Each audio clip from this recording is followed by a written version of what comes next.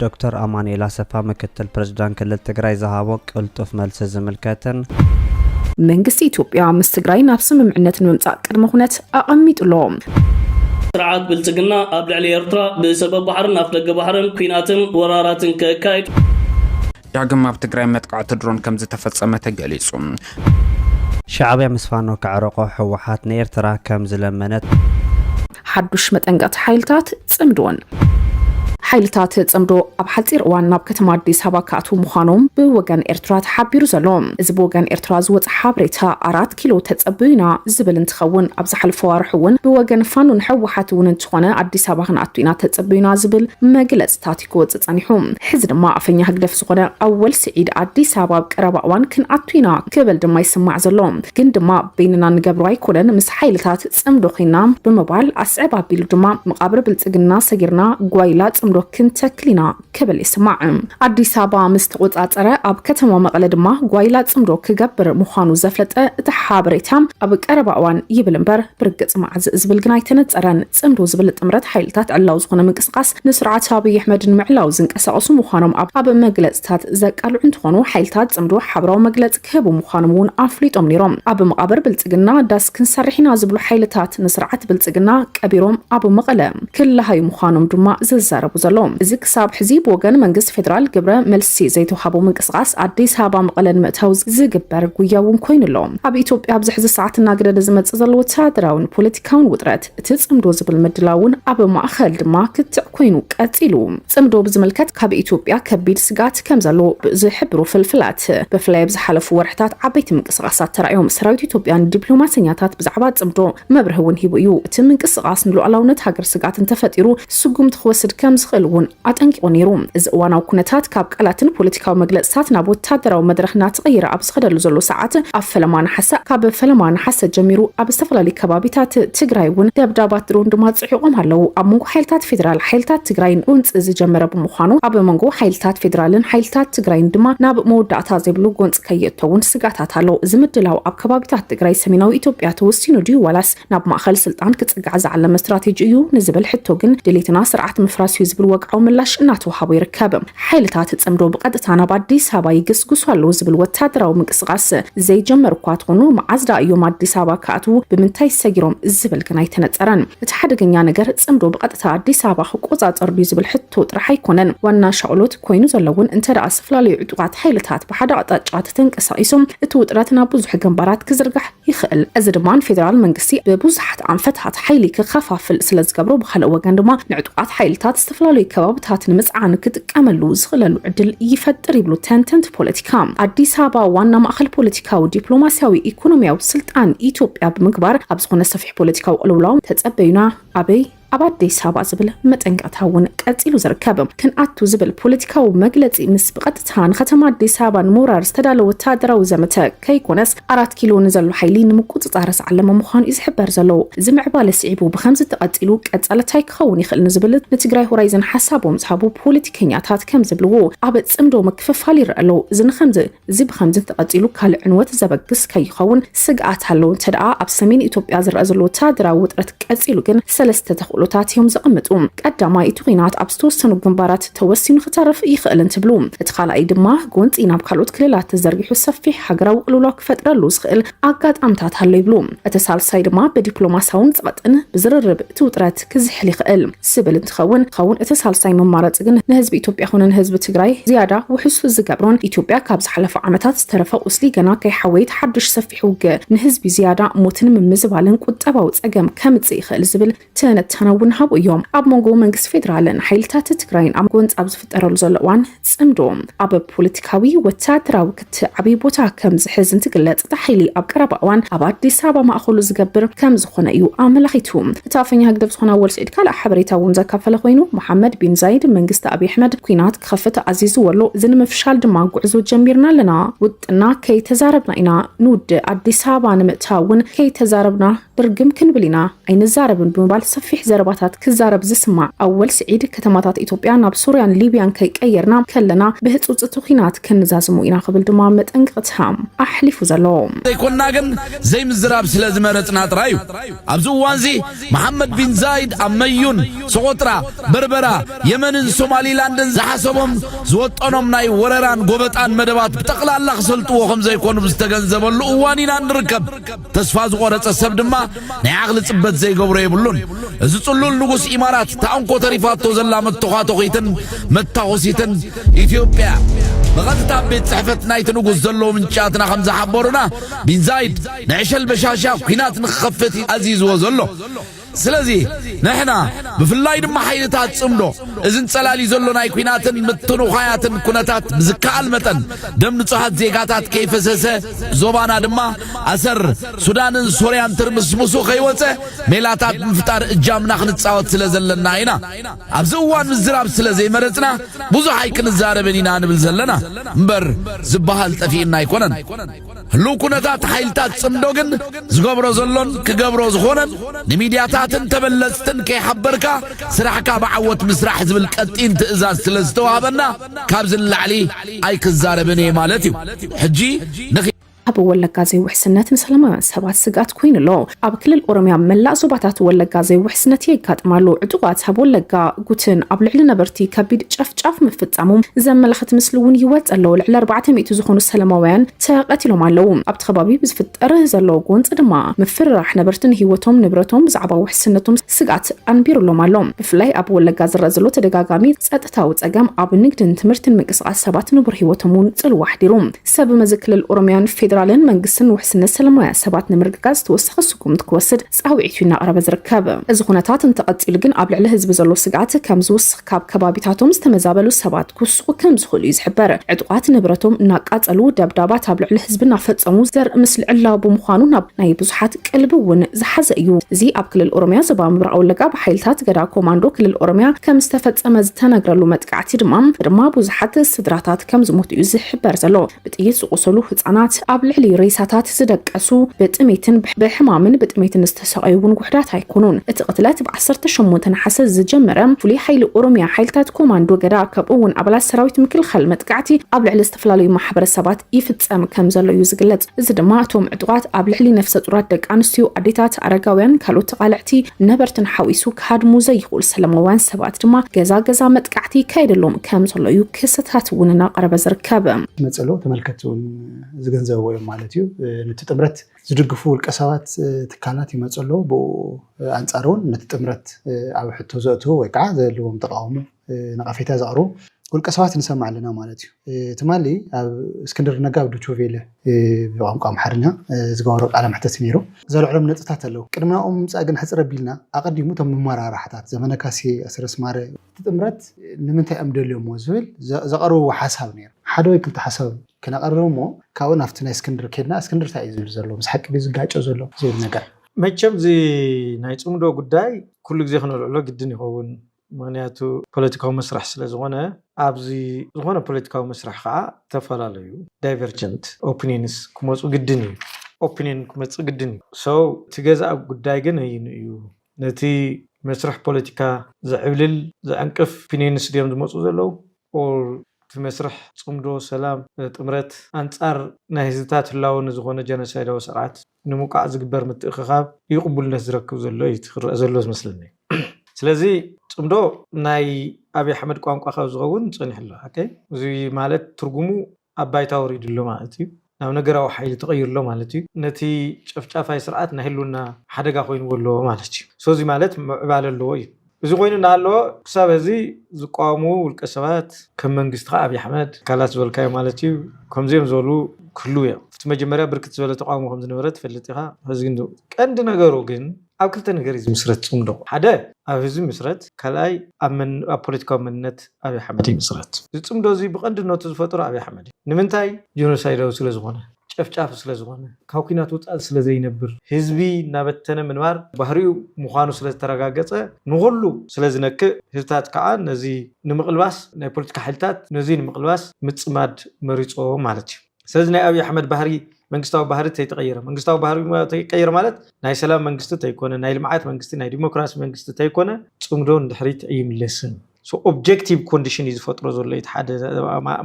ማለትስ ቲ ናይ አብይ ባህሪ ይዝፈጥር ዘሎ objective ዘይኮነስ ቲ subjective ናይቲ ስርዓት ባህሪ ይዝፈጥሮ ዘሎ እዩ ካሊ ህዝቢ ንጽምዶ ተቀቢልዎ ምክንያቱ ጽምዶ ሰላም ዘስፍሕ ስለ ዝኾነ ማለት እዩ ሶዞም ክልቲኦም እዚኦም መሰረታዊ ነገራት ካብዚ ቀጽሉ ናብነት መንኻ ዝበልካ እስክንድር ኣነውን ሰሚዕዮ ታይ ዝብል ዘሎ ንማል ሓደ እስክንድር ውልቀ ሰብ ኮይኑ ይቕርብዎ ቀደም ዝነበረ ቦታን ጽልዋን ተጠቂሙ ዳግም ናብ ናይ ፋኖ መሪሕነት ንምእታው ዝገብሮ ዘሎ ጻሕተርተር እዩ ኣነ ዝረኣኽዎ ቃል ምሕተቱ ብቀንድነቱ ከም ዝተደፈአ ሶ ሓደ ካርድ ሒዙ ክመጽእ ጽምዶ ተናሉን ኣይተራዳዳና ኣለውን ግዜኦም ከምዚኦም ገለ ዝብሉ ነጥብታት ኣልዕሉሎም ውልቀ ሰብ ከም ዓይነት ርእይቶ ክህብ ይኽእል እዩ ዝኾነ ኮይኑ ግን ብዙሕ ነቲ ነገር ዝቕልብስ ኣይኮነን ናቱ ንሱ ካብ ኩሉ ነገር ተገሊሉ ውልቀ ሰብ ኮይነ ዝህብ ዘለኹ ይዝብል ነይሩ ተራ ኣባል ይብል ነይሩ ሶ ከምዚኦም ዝወሰሉ ብዙሓት ሰባት ክህሉ ይኽእል እዮም ኣብዚ ነፍቲን ክዝረብ ይኽእል ስለዚ ፖለቲካዊ መስርሕ ከዓ 100% ሓደ ኦፒኒየን ዝኣምኑ ሰባት ብሓደ ጠማምታ ክርእይዎ ይኽእሉን ተፈላለየ ጠማምታ ክህሉ እዩ ከምዚኦም ዝወሰሉ ርእይቶታት ክቐርቡ ይኽእሉ እዮም ገገሊኦም ጽምዶ ምስታይ ይኾን ናይ ሰላም ኢሉ እሞ ጽምዶ የድልን ዝብሉ ከምዚ ደኾን ብጣዕሚ ታኸትብሎ ግዛዕ ከም ዝኽእል ገሃንብ ግዛዕ ዝገብሩን ኣለዉ ገሃንብ ከምፂ ዝኽእል ተኮይኑ ንኣብይ ኣሕመድ ጥራሕ እዩ ካብዚ ወፃኢ ግን ናይ ህዝብታት ምትእኽኻብ እዩ ሰላም ምድላእ እዩ ጠቃሚ እዩ ንህዝቢ ኢትዮጵያ ዝብል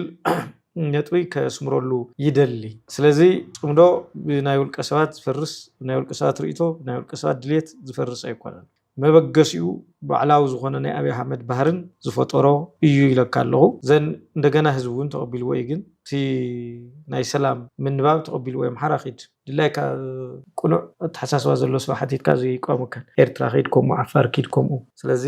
በዚ የዝሪኦ ንዝሓለፈ ቅንያት ኣዘራራቡ ኮይኑ ዝነበረ ዛዕባን ጉዳያትን ባንዴራ ኤርትራ እናንበልበለት ኣብ ማያት ወሽመጥ ዓደን ብቀርሰንቲ ተታሒዛ ዝተባሃለት መርከብ መንግስቲ ኤርትራ ምላሽን ግብረ መልስን ሂቢ ይርከባሎ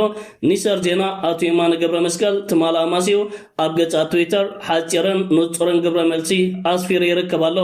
ኤርትራ ከም ዓይነት መርከብ ከም ዘይብላ ባንዴራ ኤርትራ እናንበልበለት ኣማያት ወሽመጥ ዓደን ዝተታሓዘት መርከብ ንኤርትራ ከም ዘይብላ ድሕሪ ምሕባር ዓበይቲ መራኸቢታት ዓለም ነዚ ሓቅታትን ዜናታትን ከየረጋገጻ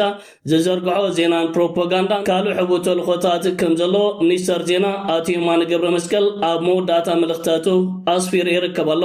ዓበይቲ መራኸቢታት ዓለም ኣብ ትሽዕዋን ካብ ኢራን ነዳዲ ጽዒና ባንዴራ ኤርትራ እናንበልበለት ተሓልፍ ዝነበረት መርከብ ኣብ ማያት ወሽመጥ ዓደን ብቀርሰንቲ ከም ዝተታሓዘት ምስኣዝ ነበሩ 20 ሰራሕተኛታት እቶም 16 ህንዳውያን ከም ዝኾኑ መንግስቲ ህንደን ሚኒስተር ጉዳያት ወጻኢ ናይቲ ሃገርን ነዚ ሓቅታት ከም ዘረጋገጸሎም ጸብጻባት ዘርጊሖም ነይሮም ሚኒስተር ዜናን መንግስቲ ኤርትራን ነቲ ኣብ ትሽዕዋን ዝወፀ ከምዚ ዓይነት ሓበሬታ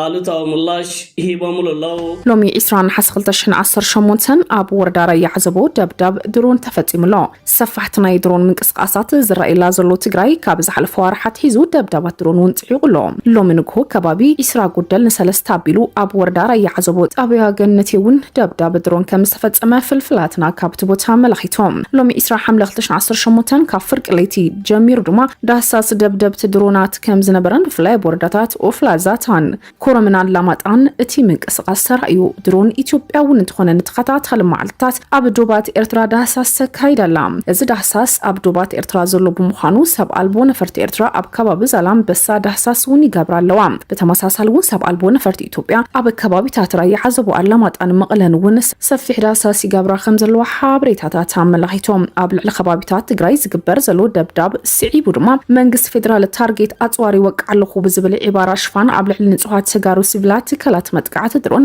በሰፊሑ ካይድ ከም ዘሎ ዘመልከት እዋናዊ መግለጽ እውን ተዋሂብሎ ኩናት ቅስቀሳና ገብረ ታርጌት ኣጽዋሪ ይወቅዓለኹ ብዝብል ዒባራ ሽፋን ኣብ ልዕሊ ንጹሃት ተጋሩ ሲቪላት ከላት መጥቃዕት ድሮን ኣየር በሰፊሑ ይካይዳሉ ዝበለ ኣሲምባ ዲሞክራሲያዊ ፓርቲ ኣብ ዝሰሙን ጥራሕ ኣብ ከተማ መቐለ ኩይሓን ኣይደርን ከም እውን ኣብ እንዳባጉና ራያ ዓዘቦን ኣጽብን ስርዓት ብልጽግና ኣብ ልዕሊ ንጹሃት ሲቪላት ተጋሩ መዓልታዊ መጥቃዕት ድሮን ሚጋት ብምክያድ ብዙሓት ተጋሩ ብኸቢድ ክቆስሉ ኣብ ሆስፒታላት ኣብ ሕክምና ክከታተሉ ገይሩሎ ዝብለት መግለጺ ዘብልዕል ንጹሃ ሲቪላት ተጋሩ ትካላት ብሓይሊ ኣየር ኢትዮጵያ ዝካየድ ዘሎ መጥቃዕቲ ድሮንን ሚጋትን ዓሲምባ ዲሞክራሲያዊ ፓርቲ ድማ ብጽኑዕ ኮኒኑ ዝርከብ ዓሲምባ ብስርዓት ብልጽግና ዝግበር ዘሎ ምንቅስቓስ ብዘይ ወዓል ሕደር ደው ክብል እዩ ኣተሓሳሲቡ ኣብ ልዕሊ ሰላማውያን ህዝብን ንብረት ዘነጻጸረ መጥቃዕቲ ድሮንን ሚጋትን ብህጹጽ ደው ክብል ዝግበር ዘሎ ናይ ኩናት ቅስቀሳ ኣደብ ክግበረሉ ወታደራዊ ድራማታት ናይ ጽልኢ ዘመተታት ኣጊዶም ናብ ማዕዲ ሰላም ክመጹ ህዝቢ ትግራይ ክድሕነሉ ዝኽእል ጻውዒት ኣቕሪቡ ዘሎ ማሕበረሰብ ዓለም እውን ተሓለቕቲ ሰብኣዊ መሰላት ትካላት ኣብ ልዕሊ ሰላማውያን ተጋሩ ዝበጽሕ ዘሎ መጥቃዕቲ ድሮን ሚጋት ደው ንኽብል እጃሞም ክዋጹ ዝጸውዐ ኣብቲ መግለጺ ኣብ ትግራይ ኣጋጢሙ ዘሎ ድርቂ ኣብ ልዕሊ እንስሳን ሰብን ዘብጽሖ ዘሎ ከቢድ ብርሰት እውን ተገንዚቡ ድማ ኩሉ ትግራዋይ ሓድነቱ ጠናኺሩ ክዓስል ከም ዝግባእ ድማ ኣተሓሳሲቡ ብሕማም ብጥሜት ሰኣን መጽለሊ ሃልቕ ንዘሎ ተመዛባሊ ናብ መረበቱ ክምለስ ድማ መንግስቲ ትግራይ ዝምልከቱ ኣካላት ብዕቱብ ክሰርሕሉ ከም ዝግባእ እዩ ዕላዊ ገይሩ ዝርከብ ስርዓት ብልጽግና ኣብ ልዕሊ ተጋሩ ዝፍጽሞ መጥቃዕቲ ሕዚ እውን ኣጠናኺሩ ቀጺሉ ይርከብ ኣብ ወለጋ ኣብ ልዕሊ ተጋሩ ዝፍጸም ዘሎ ኣዝዩ ዘሕፍርን ዘስካሕክሕን መጥቃዕቲ ሕዚ እውን ተጠናኺሩ ምቕጻል እዩ ዝተገለጸ ብልጽግና ብዝወደቦም ዕጡቃት ኣቢሉ ኣብ ወለጋ ከባቢ ጉተን ኣብ ዝተብኻለ ከባቢ ተጋሩ ጥራሕ ብዝተፈጸመ መጥቃዕቲ ብዙሓት ህይወቶም ክሓልፍ ከም ዝኽኣለ ተገሊጹሎም እቲ መጥቃዕቲ ካብ ከተማ ነቀምት ኣስታት 61 ኪሎ ሜትር ርሒቑ ኣብ እትርከብ ጉተን ኣብ ዝተብኻለት ከተማ ከም ዝተፈጸመ እዩ ንምፍላጥ ዝተኻእለ ኣብቲ ከባቢ ብርክት ዝበሉ ተጋሩ ሰፊሮም ከም ዝርከቡ ዝግለጽ እንትኸውን ኣብ እዋን 77 ዓመተ ምህረት ኣብ ትግራይ ኣጋጢሙ ብዝነበረ ድርቂ ምኽንያት ደርጊ ናብቲ ከባቢ ኣስፊርዎም ዝነበሩ ተጋሩ ብበዝሒ ከም ዝርከቡ ይንገር መንበር ገዛውት ተቃጺልዎም ንብረቶም ተወሪሮም እንስሶም ብተመሳሳሊ ዝተወሰዶም እዞም ተጋሩ ልዕሊ 15 ኣብ ልዕሊ ዝኾኑ ተጋሩ መጥቃዕቲ ተፈጺሙ ህይወቶም ክሓልፍ ከም ዝኽኣለ ንምፍላጥ ተኻይሉሎም እዞም ተጋሩ ኣብቲ ከባቢ ልዕሊ 40 ዓመት ዝጸንሑ ምዃኖም ዝተገለጸ እንትኸውን ምስታብቲ ከባቢ ዝርከቡ ተወለድቲ ኦሮሞ ተሳንዮም ተኸባቢሮም ዝነብሩ ተጋሩ ምንባሮም ተገሊጹሎም ስርዓት ብልጽግና ግዘ ቆጺሩ ኣብዚ ሕዚ እዋን ኣብ ልዕሊ እዞም ተጋሩ ዝፍጽሞ ዘሎ መጥቃዕቲ ቀንዲ ዕላምኡ ኣብ መንጎ ተጋሩን ሓይልታት ሰራዊት ሓርነት ኦሮሞ ዝፍጠር ዘሎ ጽምዶ ሰራዊት ሓርነት ኦሮሞ ነቲ መጥቃዕቲ ፈኒዎ ብዝብል ጥርጣርን ፍሕፍሕን ንምፍጣር ዝዓለመ ምዃኑ ንምፍላጥ ተኻይሉሎም ውልቀ መላኺ ጆኖሳይደር ስርዓት ብልጽግና ኣብ ልዕሊ ትግራይ ዝፍጽሞ ዘሎ መጥቃዕቲ ድሮን ሕዚ እውን ኣጠናኺሩ መቐጻሉ ተገሊጹሎ እዚ ጨካን ውልቀ መላኺ ግፍዐኛ ዝኾነ ስርዓት ብልጽግና ሎሚ ዓንቲ 20 ነሓሰ 2018 ዓመተ ምህረት ብኣቆጻጽራ ገዝ ንግሆ 2:45 ኣብ ወረዳ ራያ ዓዘቦ ዳግም መጥቃዕቲ ድሮን ከም ዝፈጸመ ተገሊጹሎም መዓልታዊ ክበሃል ብዝኽእል ደረጃ ብተኸታታሊ መጥቃዕቲ ድሮን እንዳፈጸመ ቀጺሉ ዝርከብ ስርዓት ብልጽግና ኣብ ወረዳ ራያ ዓዘቦ ጣብያ ገነቴ ቁሸት ደብ ኣልጋ ኣብ ዝተብኻለ ከባቢ ኣብ ናይ ውልቀ ሓረስቶት ግራት ኣብ ልዕሊ ዝራእቲ መጥቃዕቲ ድሮን ከም ዝፈጸመ ንምፍላጥ ተኻይሉሎም በቲ መጥቃዕቲ እስካዕ ሕዚ ኣብ ልዕሊ ሰብ ኮነ ንብረት ስለ ዘብጽሖ ጉድኣት ዝምልከት ዝርዝር ሓበሬታ ክንረክብ ኣይከኣልናን ይኹን እምበር እቲ ጨካን ስርዓት በቲ ሓደ ገጽ ደላይ ሰላም እንዳመሰለ ሽማግለታት ናብ ከተማ መቐለ እንዳለኣኸ በቲ ካሊእ ገጽ ድማ ኣብ ዝተፈላለዩ ከባቢታት ኣብ ልዕሊ ሰላማውያን ኢላማ ዝገበሩ መጥቃዕትታት ብምፍጻም ጸረ ሰላም ሓይሊ ምዃኑ እንዳረጋገጸ ይርከብ እዚ ስርዓት እዚ ብሹም ሰላም ብሕታዊ ዝገብሮ ዘሎ ምንቅስቓስ ኣንጻሩ ተሰሊፎም ዘለዉ ናይ ጥምረት ሓይልታት ንምብታን ካብ ሓሊፉ ጥርጣረ ንምፍጣር ዝዓለመ ምዃኑ ብዙሓት ግምታቶም እንዳንጸባርቑ ይርከቡ ኣብ ወደባዊት ከተማ ዓሰብ ሰሚናር ከም ዝተኻየደ ተገሊጹ ኣብ ዞባ ደቡባዊ ቀይሕ ባሕሪ ንዝርከባ መሻርክቲ ትካላት ኣብ ምጥፋእ ጎዳእቲ ተግባራት ዘተኮረ ሰሚናር ከም ዝተኻየደ ተሓቢሩ ኣብቲ ሰሚናር ወከልቲ ሚኒስተር ፍትሒ ፖሊስ ትካላት ማሕበራዊ ኣገልግሎት ኮሚቴታት ዕርቂ ተረኺቦም ምንባሮምን ምንጭታት ካብ ወደባዊት ከተማ ዓሰብ ሓቢሮም ኣለው እቲ ምስ ሚኒስተር ዕዮን ማሕበራዊ ድሕነትን ሚኒስተር ጥዕና ከምኡ እውን ኣብቲ ዞባ ዝርከብ ጨንፈር ሃገራዊ ማሕበር ደቂ ኣንስትዮ ኤርትራ ብምትሕባር ከም ዝተዳለወ ዝተነገረሉ ሰሚናር ኣብ ምሰላት ደቂ ኣንስትዮን ህፃናትን ዘተኮረ ምንባር እውን ተገሊጹ ኣሎ እቲ ሰሚናር ንዕላማታትን ኣገዳስነትን ህዝባዊ ሰነድን ምዝገባን ባህላዊ ክብርታትን ጽልውኦምን ኣብ ጉዳያት ኣፈታትሖምን ጎዳእቲ ተግባራት ብዓይኒ ሕጊ ከምኡ እውን ሳዕቤን ምኽንሻብ ደቂ ኣንስትዮን ካልእን ከም ዝተዘረበሉ ይሕበር ፍሉጥ ኤርትራዊ ድምፃዊ ዮሴፍ ስዒድ ከም ዝዓረፈ ተገሊጹ። ልሉይ ኤርትራዊ ድምፃዊ ዮሴፍ ስዒድ ኣብ መበል 74 ዓመት ዕድምኡ ከም ዝዓረፈ ተገሊጹ። ልዕሊ ፍርቂ ዘመን ፍሉይ ጣዕሚ ዜማታቱን ናይ ቦክስ ጊታር ፀወታኡ ብብዙሓት ኤርትራውያን ክስተማቐር ፀንሐ ስነ ጥበበኛ ዮሴፍ ስዒድ ኣብ ካይሮ ግብፂ ክነብር ምጽንሑ ክፍለጥ ተኻኢሉ ኣሎ። ስነ ጥበበኛ ዮሴፍ ስዒድ ብሰንኪ ሕማም ሽኮር ዘሰዓቦ ዕውለት ናብ ሞት መቕልዑ እውን ዝሕበር ኮይኑ ኣብ ከተማ ካይሮ ከም ዝዓረፈ እውን ተፈሊጡ ኣሎ። ስነ ጥበበኛ ዮሴፍ ናይ ኤርትራ ንጉስ ቦክስ ጊታር ተባሂሉ እውን ከም ዝጥቀስ ዝገልጹ ወገናት ብ1952 ኣብ ከተማ መንደፈራ ከም ዝተወለደን ሙዚቃዊ ጉዕዞኡ ኣብ ንእስ ዕድምኡ ጊታር ብምልማድ ከም ዝጀመረ እውን ይሕበር። አምባሳደር ባጫ ደበሌ ምክትል ሓላፊ ስታፍ ጀነራል አበባው ታደሰም ክትክኦ ከም ዝኽእል ይሕበራሉ። ኣብ ውሽጢ ላዕሎት መሪሕነት ሰራዊት ኢትዮጵያ ሓድሽቲ ምውዳበታት ሓላፍነት ክግበሩ ከም ዝኽእል ዝብል ሓበሬታ ተዘርጊሕሉ። ኣብ ላዕለዋይ መሪሕነት ሰራዊት ኢትዮጵያ ኣገዳሲ ለውጢ ክኸውን ይኽእል ኣገዳሲ ለውጢ ክህሉ ይኽእል ዝብል ሓበሬታ ባጫ ደበሌ ናብ እዚ ሓላፍነት እንተመጽኡ ኣብ ውሽጢ ሰራዊት ዘሎ ልምድን ሓላፍነትን ተመክሮ ብምጥቃም ኣብ ውሳነታት ምውዳብ ስራሕቲ ሰራዊት ጽልዋ ክህልዎ ይኽእል ብዝብል ናብ መሪሕነት ክመጽእ ከም ዝኽእል እዩ ዝጥቀስ። ብኻልእ ሸነኽ ምትካእ ሓደ ላዕለዋይ ወታደራዊ ሓላፊ ንበይኑ ዘርኢ ለውጢ ከም ዘይኮነን ተደኣ ካልኦት ውዳበታት ናቱ ሓላፍነት ተኸቲሎም እዚ ኣብ ስትራቴጂካዊ መራርሓ ሰራዊት ዝያዳ ሰፊሕ ለውጢ ከም ዘሎም ዘመላኽት ከም ዝኾነ እዮም ዝግለጽ ዘሎም። አበባው ታደሰ ኣብ ዝሓለፈ ዓመታት ኣብ ላዕለዋይ መሪሕነት ሰራዊት ኢትዮጵያ ዓብዪ ሓላፍነት ዝሓዘ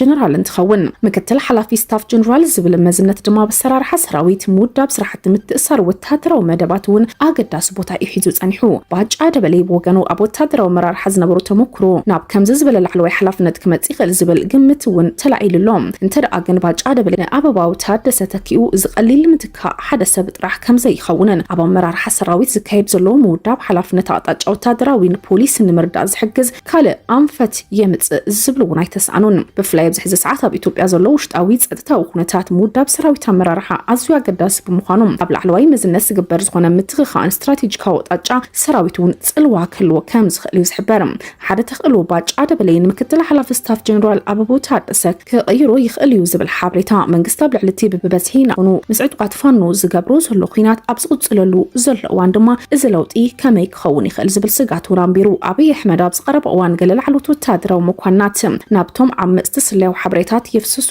ናብቶም ዓመፅቲ ስለያዊ ሓበሬታ ይንቀሳቐሰለዉ ከም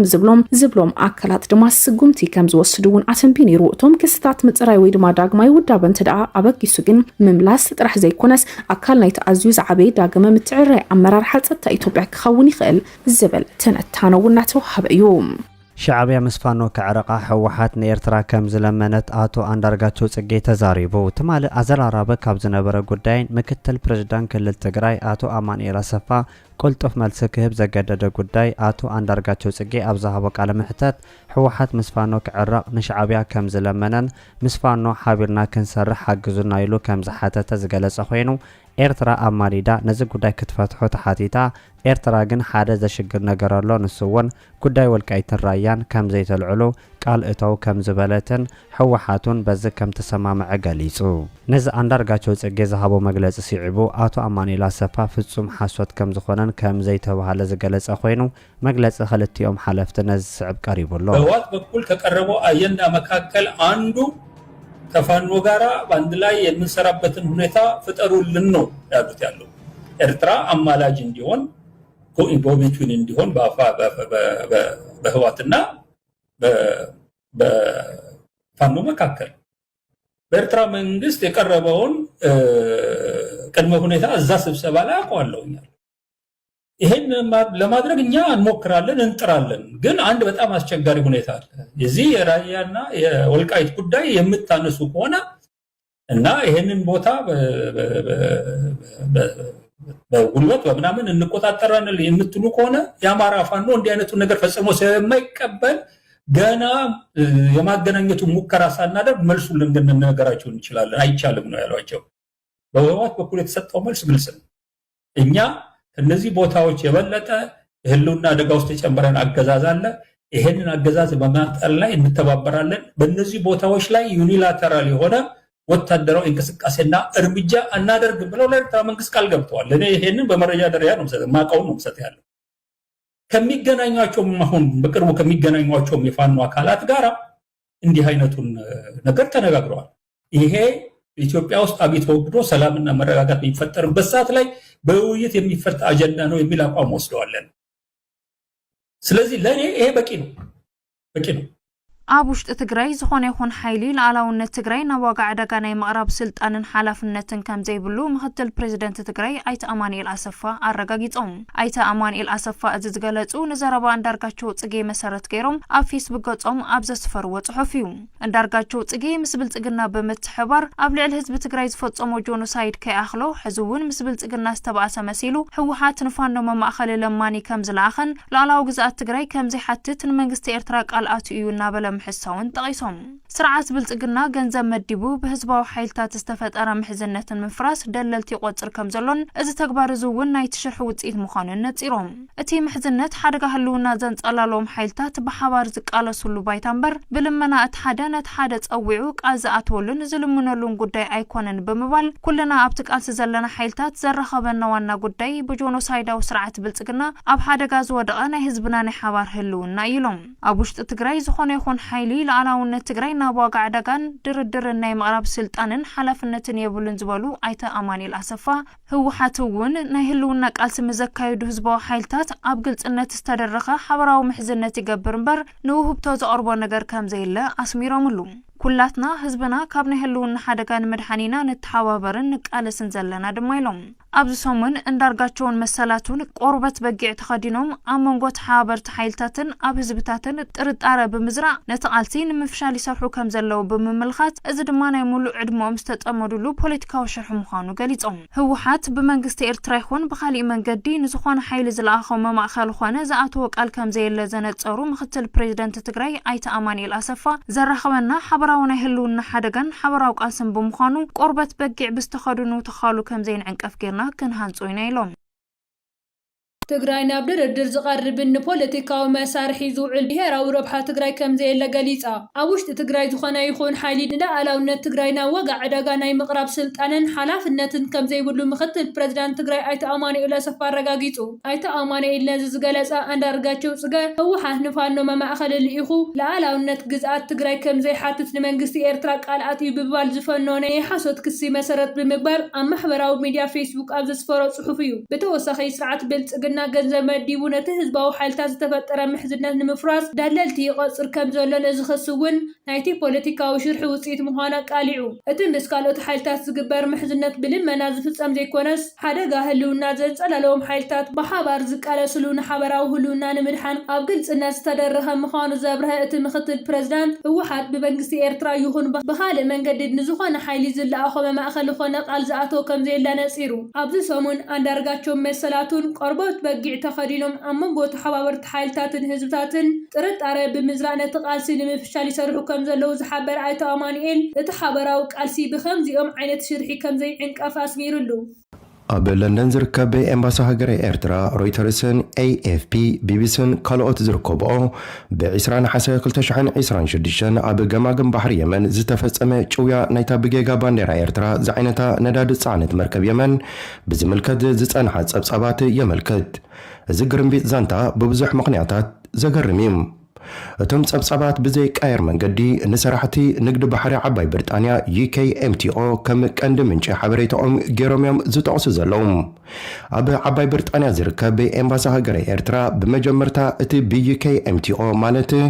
UKMTO ሃጃክ ቁጽሪ 118 ዝተዳለወ ጸብጻብ እታ ዝተባህለት መርከብ ናይ ኤርትራ ባንዴራ ምዃና ዝጠቐሰ ከም ዘይኮነ ከነጽር እንከሎ UKMTO ኣብዚ ሰሙን እዚ ንዝቐረበሉ ወግዓዊ ሕቶ መብርሂ ኣብ ዝሃቦ ምላሽ ነዚ መሰረታዊ ሓቂ ንኤምባሲ ደጊሙ ኣረጋጊጹሎም ካብዛ ሓሊፉ ኩሉ እቲ ብዛዕባ እዛ መርከብ ኣብ ህዝቢ ዝረአ ዘሎ ሓበሬታ ዋንነት ኤርትራ ከም ዘይኮነት ምስኣውን ዝኾነ ምትእሳር ከም ዘይብላ ዘርኢ እዛ መርከብ እዚኣ ኣካል ናይቲ እናወሰኸ ዝኸይ ዘሎ ቁፅሪ መራኽብ ኮይኑ ኣብቲ IMO ብቋንቋ ጽላሎታዊ መርከብ ኢሉ ዝመደቦ መርከብ እያ ብርግጽ IMO እታ መርከብ ምስ ምዝገባ IMO 924776 ኣብ ወግዓዊ ሰነዳታ ዘይተወሰነ ዋንነት ከም ዘለዋ ብንጹር ከም ዝተመደበት እውን ይኣመን بقام الأخ إرترا أب IMO مزاجبتي تمركب نحسد بانديرا إرترا تنبل بالعلام زيوم يوم أتم كندي حكنياتات ودعويانن مثل نايزو كل جن أتم لمودات جبنياتات نقولو من مثال جازت النت معكانيتات قديفهم أب العلي إرترا كله نعقد زملو نحسد حبريتا وفري نموقع عن علم نمد النجارن مريس أمالوم إمباساجر إرترا سولوس عسران حموشان نحسه قلت شان عسران شدشان عام تمرت لندن عباي بريطانيا توم بإنجليش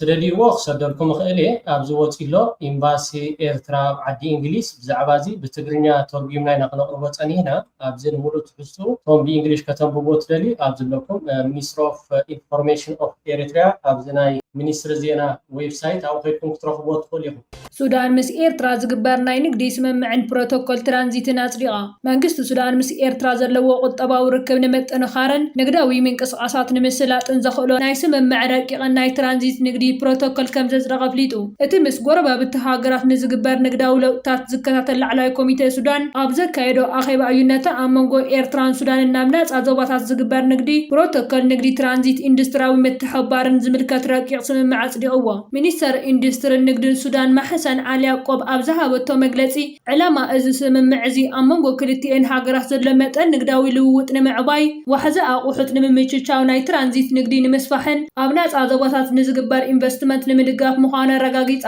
እቲ ሚኒስትሪ ወሲኹ ከም ዝገለጾ እዚ ስምምዕ እዚ ኣካል ናይቲ መንግስቲ ሱዳን ንኢንቨስትመንት ንምስፋሕ ቁጠባዊ ዕብየት ንምርጋጽን ዝሓዘ ዘሎ ሃገራዊ ስትራቴጂ እዩ ብተወሳኺ ምስ ጎረባብቲ ሃገራት ስትራቴጂካዊ ዝምድናት ብምህናጽ ኣብ ንግዲ ዝያዳ ተወዳዳሪ ንምዃን ዝዓለመ ጻዕሪ ምዃኑ ተሓቢሩ ሚኒስተር ማሕሰን ዓሊ ያዕቆብ ኣብ መግለጺኣ እቲ ስምምዕ ብውጽኢታዊ መንገዲ ስራሕ ንምጅማር ናይ ውልቃዊ ጽላት ነጋዶን ተሳትፎ ወሳኒ ምዃኑ ኣስሚራትሉ እቲ ስምምዕ ብወግዒ ተፈሪሙ ናብ ተግባር ንምስጋር ዝግበር ዘሎ ቁልጡፍ ምድላዋት ንኽልቲአን ሃገራት ዓብዪ ቁጠባዊ ረብሓ ከም ዘምጽእ ድማ ተጽቢት ይግበር እዚ ስምምዕ እዚ ኣብ ቀርኒ ኣፍሪቃ ዘሎ ዞባዊ ምትሕብባር ንምዕዛዝን ንግዳዊ ዕንቅፋታት ብምልዓል ንኹለንተናዊ ዕብየት ሃገራዊ ባይታ ንምፍጣርን ዝዓለመ ምዃኑ እቲ ዜና የመላኽት ኣብ መንጎ ኢትዮጵያን ግብፅን ተፈጢሩ ዝርከብ ዘሎ ዲፕሎማስያውን ወተሃደራዊ ወድሪ ምሰሓብን ካብ ግዜ ናብ ግዜ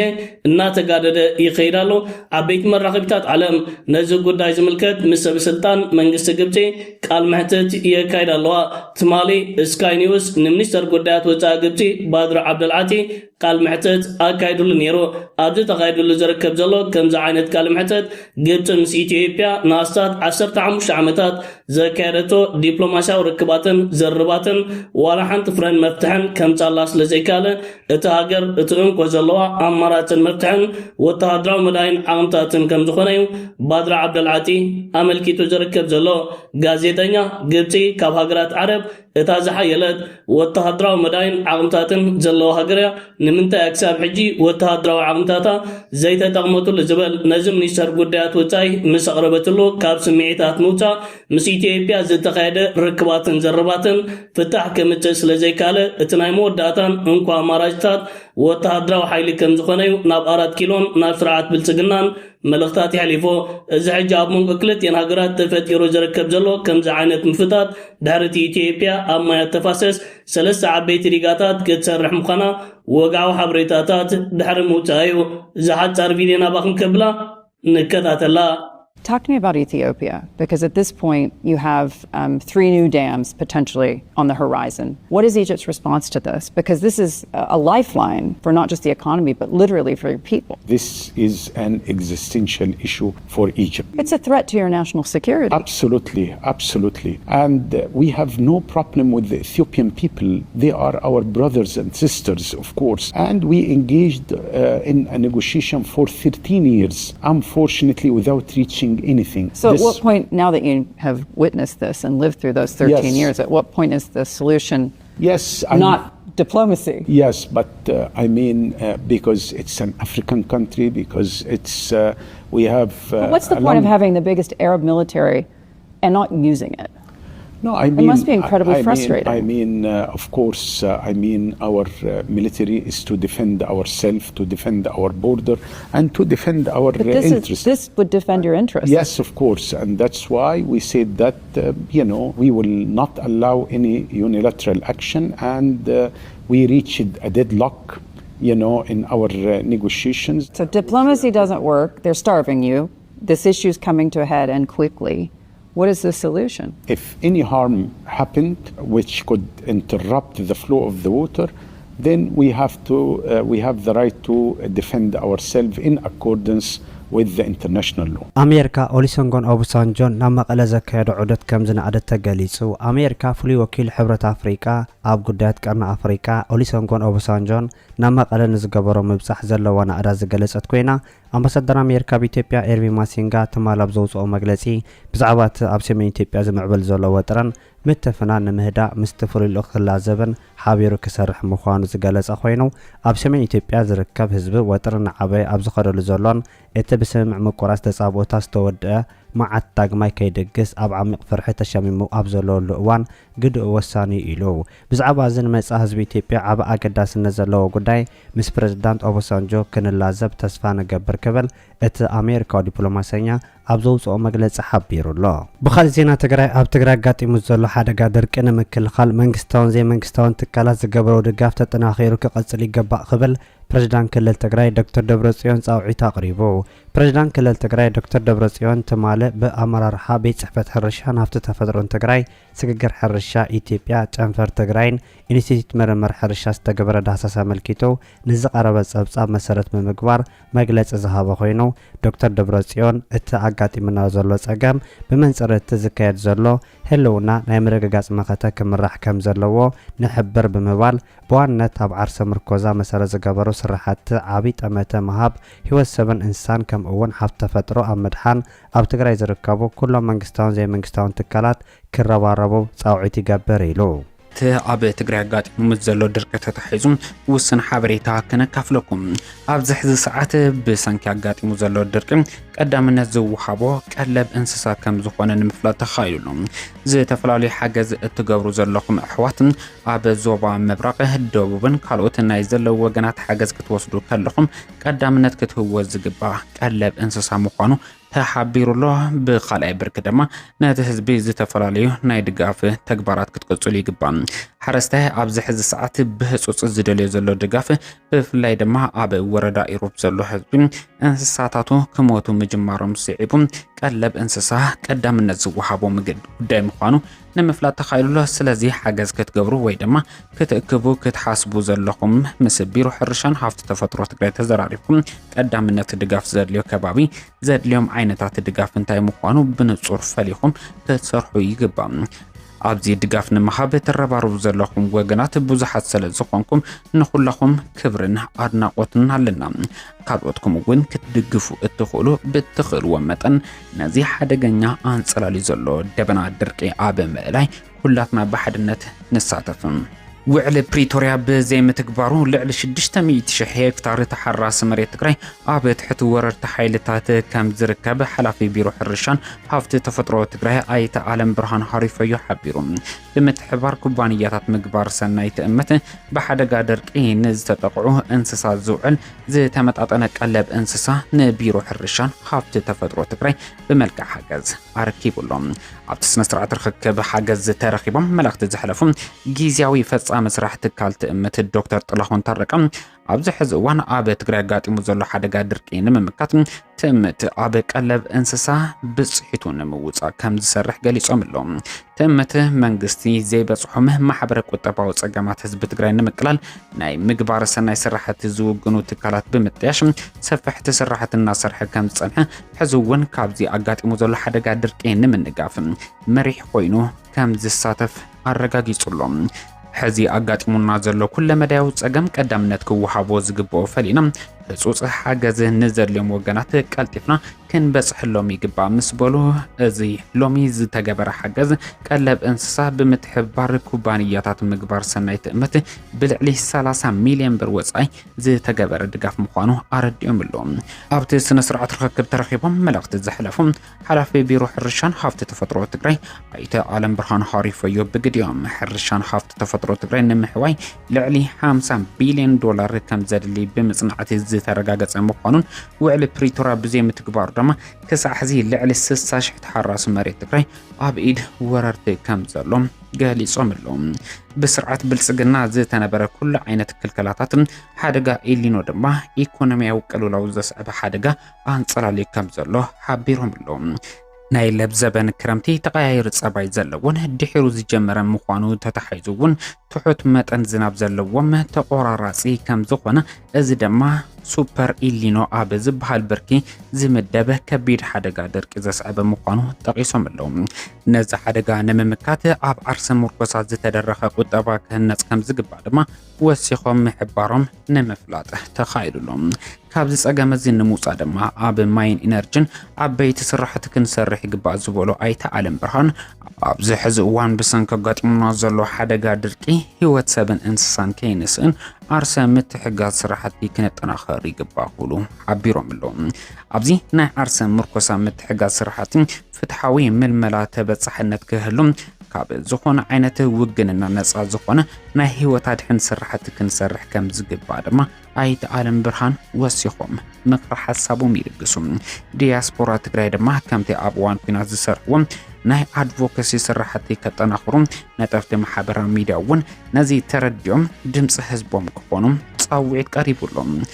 ትእምት ድማ ብልዕሊ 30 ሚልዮን ብር ወጻኢ 4000 ኩንታል ቀለብ እንስሳ ዝገበሮ ድጋፍ ብምስጋን ተጠናኺሩ ክቅጽል ጻውዒት መቕረቡ ንምፍላጥ ተኻይሉሎም ኢትዮጵያ ንሞት ሰራዊታ ዝምልከት ክምርመር ተጽውዕ ከም ዘላ ተሓቢሩ ኣብ ዓቃቢ ሰላም ሰራዊት ኮይኖም ኣብ ደቡብ ሱዳን ክሰርሑ ጸንሑ ክልተ ኢትዮጵያን ወተሃደራት ድሕሪ ምቕታሎም ኣብ ጁባ ዝርከብ ኤምባሲ ኢትዮጵያ ንሰመዝ ደቡብ ሱዳን ቅትለት ክልተ ዓቃቢ ሰላም ኢትዮጵያ كمرمرو مصوعو تفليتو أبدو سودان زلو لوخ حبرات هاجرات كم زملكتو هندبتو متكعته كلتا إثيوبيان كموتون كرلو شوعته كالوت كم زقسولو محبارو وانتا قليسيو منغست دوب سودان نتو ما انت سلام رقعتن دوب سودان زتسوؤ وغانات كبره كبس او منغس إثيوبيا اتو ما انت رقعت دوب سودان زودقو زيغاتات إثيوبيا موسى كم زقبوهم حبيرو خمزلو وانتا تغيسو كابتوم أبزوبا جانجلاي أبتركب قشات باجد زخدو زنبرو عقاب سلام كلتا مقتالهم سلستا مقصالهم كحبارن كارلا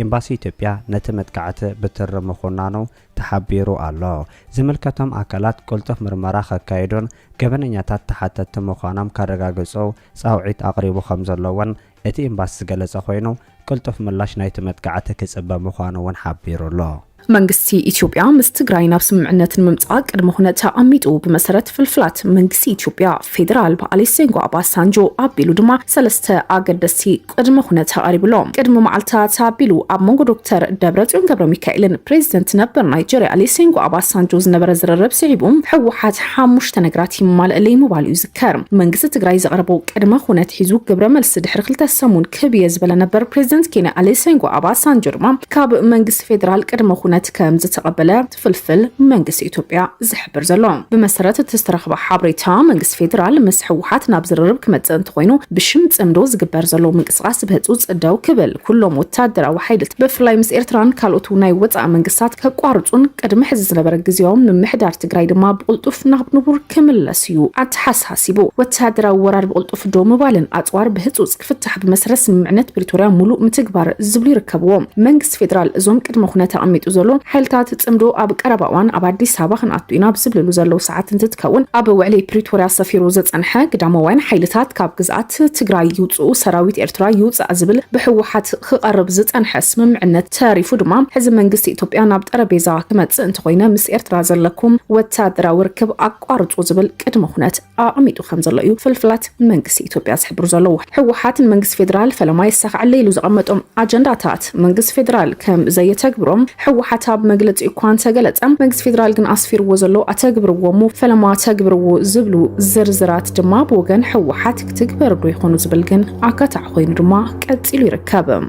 3 ساعات قلت حد ساعات فرق أنا كالي ميديا هذا تصميتكم توعلي اللهم أنا 10 دقائق أقل ملا بزيحنا أقل ملا تقولوا يردنا أي أنت بزيحكم موسى أي من نجار كنجبرين خالد ግን ሶልና ቁርጽ አብልካ ዝዘረብ ነገር የለን ንምንታይ ዝብል ሕቶ ይመጽዩ ሓደ ነገር እንድሕተ ዛሪብካ ስለዚ ህዝብና ናፍቱ ዝርዝር ከኣተወልኩም ሰማዕተይ ስለዚ ንሕና ብጣዕሚና ዘሎ ኩነታት ስለንከታተሎ ብዙሕ ነገር ዘተሓሳሰብ ነገር ስለንርኢ ዘለና እዩ ኣብ ወለጋ ኸይዶም ዝሰፊሮም ዝነበሩ ህዝብና ይጭፍጨፍ እዮም ዘለው ክሻዕ ሕዚ ገሊኦም 20 ይብሉ እርግፀኛ ዝኾነ ግን 15 ሰባት ንጹሃት ተቐቲሎም ኣለው ምንም ነገር ጥፋት ዘይብሎም ኮኔል ካይዚ ከዓመ ዓብይ አሕመድ ዘደራጀዎም ወለጋ ናይ አምሓራ ፋኖ ተባሂሎም አብይ አሕመድ ዝድግፎም ዝዕጥቆም አምናይ አምሓራ ተወለድቲ ናይ ኦሮሞ ኦላ እዮም ተባሂሎም አብይ አሕመድ ዝሰልጥኖም ዝዕጥቆም ናይ ኦሮሞ ዕጡቃት አለው አማሳሲሉ ንቶም ፋኖ ዝመስሉ ንፋኖ እዮም ቀቲሎም እናበለ ኸውሪ ናይ ግን ዝቀትሉ ዘለው ናቱ ምልሽያ እዮም ናይ አብይ አሕመድ ዘባረሩ ዘለው ግን ናቱ ምልሽያ እዮም ኦሮሞ ይኾኑ አምሓራ ይኾኑ ንኦሮሞ ዝቀትል አምሓራ ደራጅዩ ናምሓራ ዝቀትል ኦሮሞ ደራጅዩ ህዚ ከዓመ ክልቲኦም ኮይኖም እውን ነቲ ናይ ትግራይ ኣብኡ ሰፊሮም ዘለው ይቀትለለውና ንብረቶም ዘሪፎም ብዙሕ ገበን የብፅሑ ኣለው መርኣያ እዩ እናበሉ እንዳውም ይዛረቡ እዚኣ ከምዚኣ ኢኻ ክትኮኑ ኣዲስ ኣበባ ዝነኹም እውን ኣብ ካልኦት ከተማታት ኦሮሚያ ዝነኹም እውን ኩልኹም ከምዚኣ ኢኹም ክትኮኑ እዮም ዝብሉ ዘለው ምክንያቱም ኣብ ዝለዓለ ፍርሕን ጭንቅን እዮም ኣትዮም ዘለው ኩሎም ስለ ዘረፉ ኩሎም ስለ ዝሰርቁ ዝነበሩ እንታይ ኢና ንገብሮ እንድሕር መፅኦም እሲ ወዓብይ አሕመድ ስልጣን ይሃበልናና ቆሪና ነርና ናይ ኦሮሞ ትክክል ስራሕ ይሰርሕን ዘለን ንበር ነርና ህዚ ግን ክወርድ እዩ ተሓባቢሮም ለካ ሰሜናውያን ከወርድዎ ድልዋት እዮም ዝነው ናይ ኦላውን ተሓባቢሮም ምስኡ ናይ ካልኦት ብሄረሰባት እውን ንዓብይ አሕመድ ንምውራድ ቀሊል ምዃኑ ኩሎም ይዛረቡ ዘለው ኩሎም ቶም ፕሮፌሰራት ዝበሃሉ ናይ ኦሮሞ ህዚ እናወፁ እንታይ እዩ ዝግበር ከመይ ይኸውን ድሕሪ ዓብይ ምባል ጭንቂ ዝኒህዎም ምክንያቱም ኦሮሞ ጥራሕና ኦሮሚያ ጥራሕና ለምዕት ካልኦት ተጨፍጨፉ ተቀተሉ ጀኖሳይድ ተፈጸሙ ሙኻዓመ መጀመርያ ምስ ዓብይ አሕመድ ኮይኖም እውን ዘተሓባብሩ ዝነበሩ ስለ ዝኾኑ ዓብይ ጨንቅን ራዕድን ተፈጢረሎ ዓብይ ዝኾነ ዓብይ ኣብ ወለጋ ኣለና ተኸታተልና ኢና ዘለና ንዝምልከቱ አካል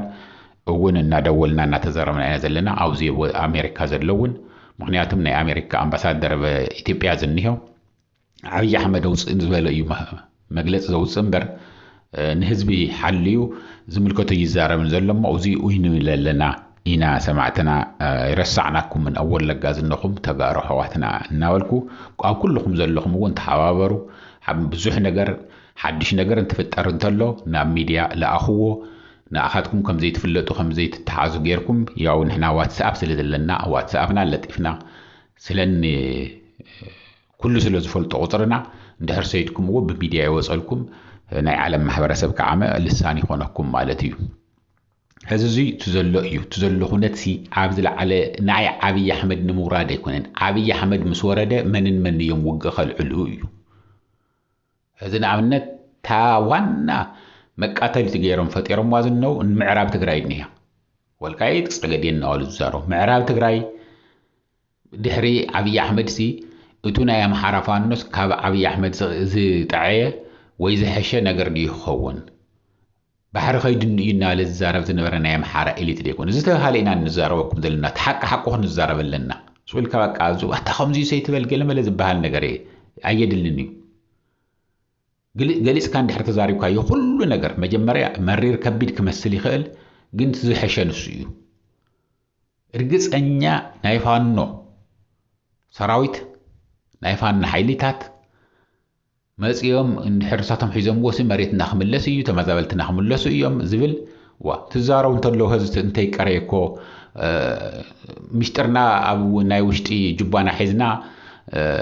ክዝረብ ዝብል እንደልዮ እናተዛረብና ንሰብኣይ እዚ ክነወግዶ ኢና እንደሊ እናበልኩ እዮም ዝዛረቡ ዘለው ስለዚ ፅባሕ ንግሆ ካብ እዚ ሰብኣይ ዝኒሆ ዝገደደ ኮይኑ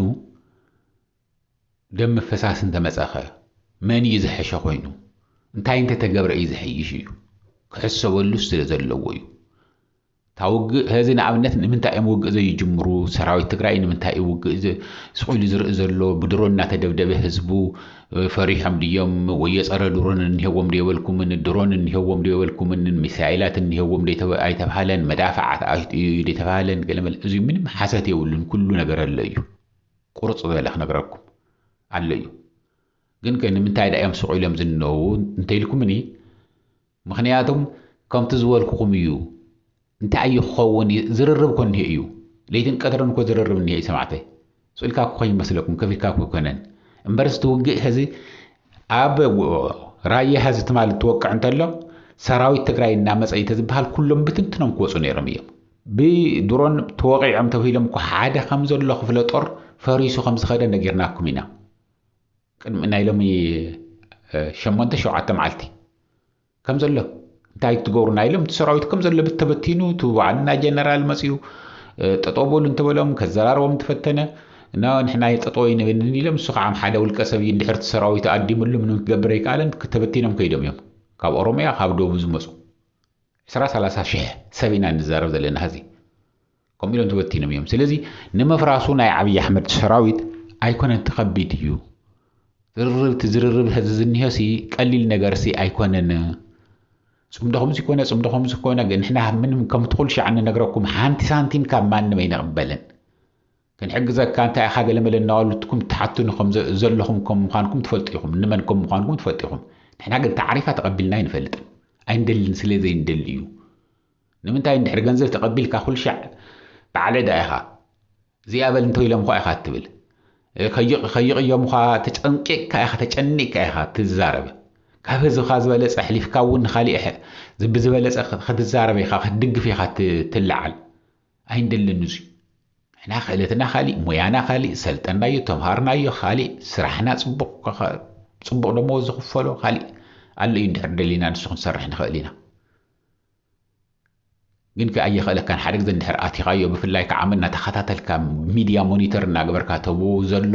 ፍልፍልካ ብምሉኦም ካብ ሙሉእ ዓለም እናደወሉ እዚ ይኸውን ኣለኹ እዚ ተፈጠረ ገለ ከምዚ ኮነ እንትብሉካ እንተሎ ከም ጌርካ ኢኻ ስራሕ ሰሪሐ ሰላም ኮይኑ ክነብር እየ ክህርስ እየ ትብል ህራስ ዝበሃል ነገር የለን ኣብ ትግራይ ዘለኹም ዝሕዝኩም ዝሕሸ ህራስ ከም ዘለኩም ብዘይ ምንም ጥርጥር ክነግረኩም ይደሊ ኣብ ሚድያ ከባቢ ዘሎ ክንደይ ዝኣክል ሕማም ከም ምዃኑ ክነግረኩም ምክንያቱም ንህዝብካ ትጭነቕ ትዝሕሰብ ዘሎ ትፈልጦ ትዝግበር ዘሎ ትፈልጦ ኣሸጋሪ እዩ ስለዚ ፋኖ እንድሕር ናይ ማን ምስ ትግራይ ኮይኑ ክሰርሕ ዝደሊ ኮይኑ ሕጊ ክቢሩ ክኸይድ ዝደሊ እንድሕር ኮይኑ ዓዊሉ ዘይዛረብ ኣይ ከምዚ ኢሉ እንተተዛሪቡ ደኣንብና ምዕራብ ትግራይ ደቡብ ትግራይ ናይ ተጋሩ እዩ ምንም ነገር ብሕገ መንግስቲ ዝተፈለጠ መሬቶም እዩ እንተኢሉስ ክጸልኡ ወዳኹን ኩሉ ናይ ኣምሓራ ህዝቢ ከውግዞ ደኣኾነን ድጋፈ ይረክብን ዋ እንድሕር ህዝቦም የእሙንያ ከምኡ ዝብሉ እኒአው ከም ዝብለኩም ዘለኹ ኣይ ፈሊጦም ከይዛረቡ ደልዮም እዮም እምበር ምንም ኣሚኖምሉ እዮም ተኣማሚነሉ እንታይ ሕሽኹ ኢሉ መፅኡ ዝዛረብ እዚ እኮ ምንም ዘጠራጥር የብሉ ዝሕፍር ነገር የብሉ ምንም ነገር የብሉ መሬት ትግራይ እኮ ናይ ሰብ መሬት ናይ ሰብ ክልል ከይዳ ኣይደልየትን ትግራይ ትደሊ ዘላ ብሕገ መንግስቲ ዝፍለጥ መሬታ ተወሪሩ ተትሒዙ ዘለዋ ፍርቂ ህዝባ ተበቲኑ ዘሎ ፍርቂ መሬታ ተትሒዙ ዘሎ ይመለሰለ እያ ትብል ዘላ እምበር ካብ ጎረቤት ዓዲ ይኹን ካብ ጎረቤት ክልል ይኹን ሓንቲ ሰንቲሜትር እውን ናይ ሰበይ ትደልን ዘላ ትግራይ ጥራሕያ መሬታ ተዘሪፋ ትነብር ዘላ ስለዚ ዋላ ትግራይ እንተዘይበሉ እውን ብሕገ መንግስቲ ዝፍለጥ ዶብ ናይ ኢትዮጵያ ክኽበር ኣለዎ ተተሓዘ ነገር እንተልዩ ከዓ ናብ በዓል ዋንኡ ክምለስ ኣለዎ ዝሕተት ነገር እንተልዩ ክችግር ኣለና ዝብል እንተልዩ ሕገ መንግስቲ ውሽጢ ኣሎ እዩ መፍትሒ ኣለዎ እዩ ብኡ ጌርካ ክሕተት ኣለዎ ኢሎም መግለፂ የውፅኡ እዚኡ እቲ ዓብዪ ጠጠው ቢልዎም ዝኒሄው ሰማዕተይ ዓብዪ ኣሕመድ ከዓ ብዝለዓለ ኩነት ይሰርሐሉ እዩ ዘሎ ቢልዮናት የውፅእ ኣሎ ንብለኩም ኣለና ንዝተፈላለዩ እቲ ጽምዶ ተጠናኺሩ በርቲዑ ኸይድ ኢና እንደልዮ ግን دحارة زكواسح نجار كيمز أي قد يلنا عبي أحمد ده أنا ورد مبر عبي أحمد مسورد كايكو أي ناي تانك خمس حز أي ناي دور تندرونات كم زكواسات أر أي ناي من يتزح شخون مبر عبي أحمد ده مويت الكوي وكا خوي وكتو يلنا كو بيوت شوي هيدا اللمبر مويت انتو التلخص تو حيلسي يبلون ممال دليه مبر يلنا يبذلنا ذلو دوينا النزارهم ذلنا من ملقر تأزيز الزاربكم ذلخو ويو دمص ممكن اسمع سلازين خلينا ناتم تقادل تزنغورنا امبر عبيت ازز تسراوي تزنغورني ازنغركم زلهو بقليلو بحصيرو تنقيلو خبارر كم زغل اب سلسته معلته اديس ابا خاطو خمز خلو يم زنغورنا الله تدلليو ناي عبي احمد تسراوي تيكونن عبي احمد مسوره خنت ايو فطري زيزنيو تاوان حنتن زنيها جن عويل كام الزرابيو أي زي ما يتبولو خمزي ما يتبولوا سمعوا استخنقركم حانت استفير كوينا نزرارب هذا نعمل ناي عسب ناي إثيوبيا أيو ناي إرترا يكونن كحقوق سأزخون أي أوسيدات تقلم للناولو يزاربوا نحنا قلنا كلنا وصينا أي عسب بحق منقست زفلت ناي إرترا مريت يندينا النبل ካብ ልብናይ ከም ሚድያም ከም ባዕለይም ካብ ልበይ ስለ ዝኣምነሉ እዩ ካብ ኤርትራ ዝረኽቦ 5 ሳንቲም ኣሃልዩኒ ኣይኮነን ግን ፌር እዩ ሓደ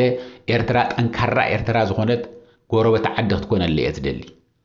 ንምንታይ ንህዝበይ እውን ይጠቅም እቲ ናይ ኤርትራ ህዝብ እውን ህዝበይ እዩ ስለዚ እሱ እየ ዝደሊ ስለዚ ዓዊልና ወፂና ንድግፎም ኣለና በምንም ተኣምር እዚ ሓሰት እዩ እስተርእየን እዚ ብሕገ መንግስቲ ብሕቡራት መንግስታት ዝፍለጥ ዶብ ናይ ኤርትራ እዚ እዩ ተህዝን ብሕጊ ዝፍለጥ እዩ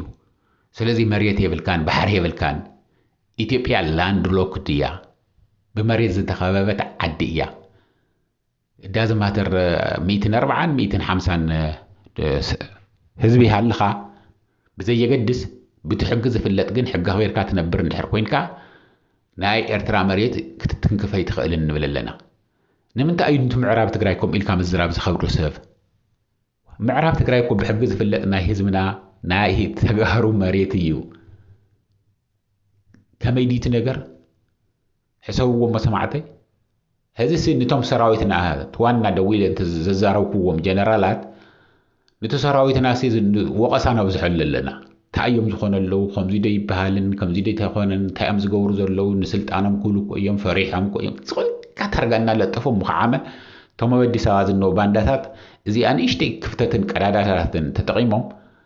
اب حزبنا بسراويتن شجر نخفطر اب مرارحه تግራይን اب سراوي اب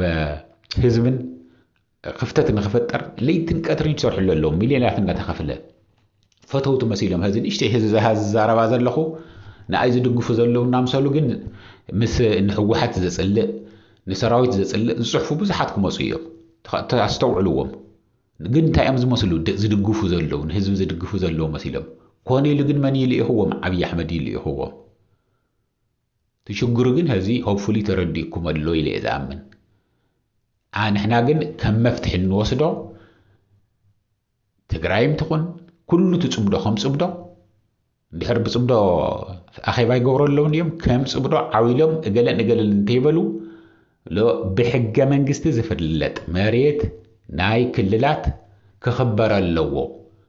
ዝሕተት ነገር እንተልዩ ኦሮሞ ካብ ኣምሓራት ሓቱ እንተልዩዋ ብሕገ መንግስቲ መሰረት ወሪራ ሒዛን ተይኮነስ ብሕገ መንግስቲ ዝመሬት ዚ ይግበአን እዩ ኣምሓራ ካብ ኦሮሞት ሓቶ ነገር እንተልዩዋ ካብ ትግራይ ሓቶ እንተልዩዋ ብሕገ ኣረኪባቱ ተትሒዙ ዘሎ መሬት መሊስን ንትግራይ ብሕገ መንግስቲ መሰረት ዝሓትዎ ነገር እንተልዮም ክሓቱ መፍትሒ ይህብ እዩ ሕገ መንግስቲ ኢልካ መዘራብ እንታይ እዩ ዝኸብድ ህዝብኻ ተአምን ብድሕሪኡ ህዝብኻ ተማኽር